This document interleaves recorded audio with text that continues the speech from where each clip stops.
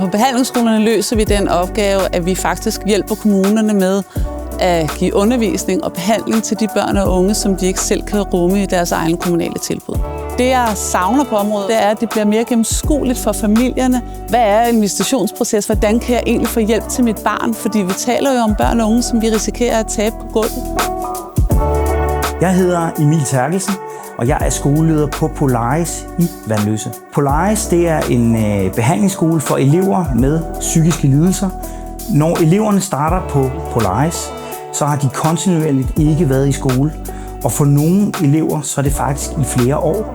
De føler sig ensomme og stigmatiserede. De har behov for et større fællesskab.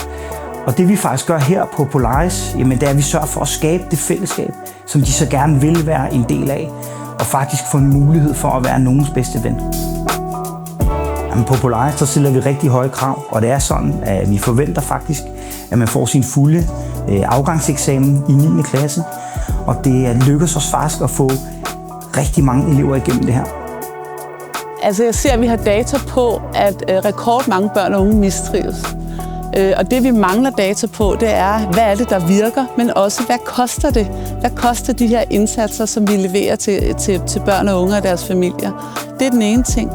Det andet er, at jeg er ret optaget af, at man fra politisk hånd ofte taler om det her med at hjemtage elever, altså at de faktisk gerne selv vil løse den her opgave. Og min erfaring er, at det er faktisk ikke det, jeg oplever i de kommuner, vi samarbejder med, men at det i højere grad er på et politisk niveau. Hvorfor hjemtage elever, når vi ikke ved, hvad effekten og prisen er i forhold til at løse den her opgave i kommunerne selv?